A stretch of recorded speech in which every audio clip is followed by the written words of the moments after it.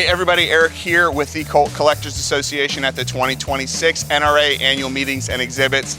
We have huge news. Kevin Doring obviously represented the Colt Collectors Association this year at the NRA meetings, and when I say that he absolutely performed and brought it home for the CCA, that is the understatement of the year. Kevin basically swept, brought home 4 first place silver medallions for 4 separate guns, which was amazing. That was the most first place silver medallions that any organization here at the NRA annual meetings won by far. And not only that, he won Best in Show, Best Display Bull, which the CCA has not won since... Long time. It looks like it's sometime since maybe the 80s, but we're not 100% sure of that. But it's been a long time since the Colt Collectors Association has won the bull. It is such a major accomplishment. Of course, he did such an amazing display this past year at our annual meeting in Concord, North Carolina, which is why he had the opportunity to come here and represent us, and he absolutely did not fail. We are so grateful to you for coming out and putting on happy to do it. Such an amazing display. Tell us real quick, we'll zoom in on some of the guns afterwards, but what guns won first place medallions? Okay, so 4 guns won first place medallions. The number 1 voted gun was this particular gun, which was given by Samuel Colt to William Conan Church, who basically in 1862, he was commissioned by Abraham Lincoln as a captain in the Army, served under Sherman, and after he was wounded in 1863, got out of the Army and founded a bunch of magazines. But basically, his main fame is that in 1871, he was the co-founder of the NRA, and he was also its 2nd president of the NRA. So that was a really good gun.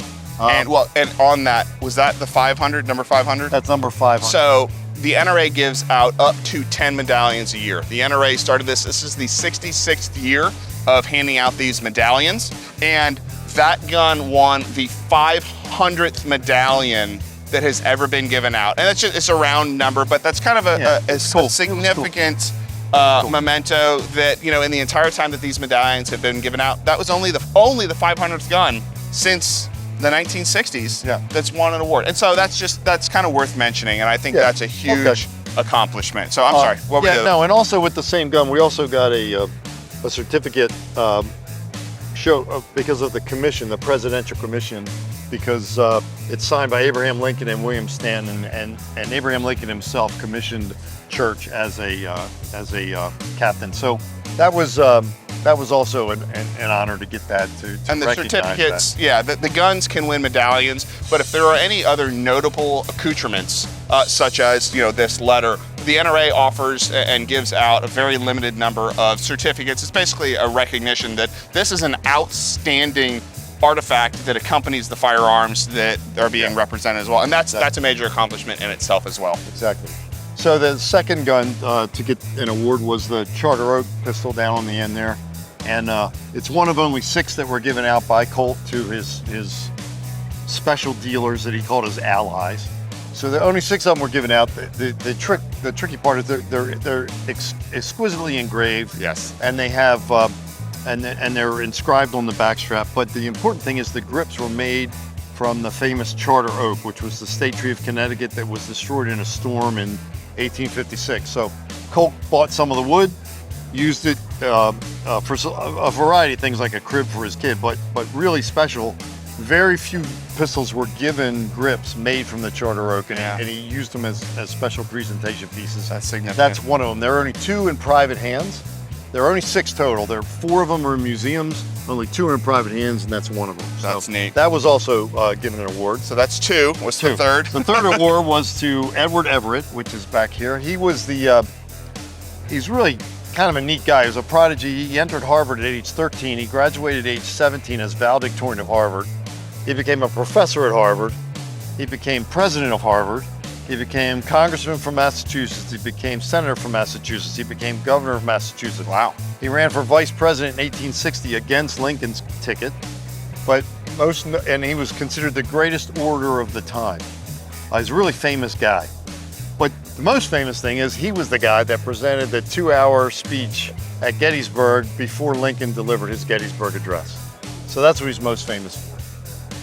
Okay, so that's 3. So I'm having to keep track here. The fourth one, the fourth pistol, I didn't even nominate it for an award. They chose it out of the thing, and it was General Sickles pistol. Major General Sickles was he was a colorful character. He killed Francis Scott Key's son for having an affair with his wife. He was a congressman from New York. He raised the Excelsior Brigade in the Civil War. He commanded it in several battles. He was promoted to head of the 3rd Corps at the Battle of Gettysburg. And depending on how you look at it, he either disobeyed orders or saved the Union Army one way or the other, depending on who's telling the story. But what's interesting was he was hit by a cannonball at the Battle of Gettysburg, lost a leg, and received the Medal of Honor for that. But what he really did was he immediately had his adjutant go pick up the cannonball and pick up his leg, and he donated the leg and the cannonball to the Smithsonian, and it's still there today. So if you want to go see it in DC, you can. Really interesting character. They selected that gun primarily on the historic significance of the gun. I mean, the guy was a major general. He went on to be an ambassador to Great Britain, an ambassador to Spain. He had a really colorful career. Yeah, that's so. fantastic. Those were the 4 weapons that were singled out for individual distinction, and I couldn't have been happier. I mean, I'm really happy, and I'm really happy that I was representing the Colt Collectors Association too, because it's about time we won this cup. Well, and we're genuinely grateful too. And I do want to mention too that this past year, Phil Schreier, the director of the NRA Museums, passed away, and we learned that they have renamed the cup the Phil Schreier Cup, and that's so fitting and deserved. And we, as an organization, are tremendously honored to be the first recipients of the Phil Schreier Cup, because Phil was a beloved historian. He was a friend to a lot within the industry, and he will be sorely missed. Right. So the Colt Collectors Association are the first recipients of the Phil Schreier Cup, and we're very honored. So I just wanted to mention that. So heartfelt and a very well-deserved congratulations. It's time Colt moved back to the forefront. You know, that's the key. Absolutely. The Colt Collectors Association, as evidenced by this, is absolutely an award-winning organization, and we would love to have you as a member. If this is something that interests you, please feel free to check out coltcollectors.com. We have a lot of really great videos on our YouTube and Facebook page, so go ahead and check those out. But consider becoming a member, and we would absolutely love to see you at one of our upcoming shows.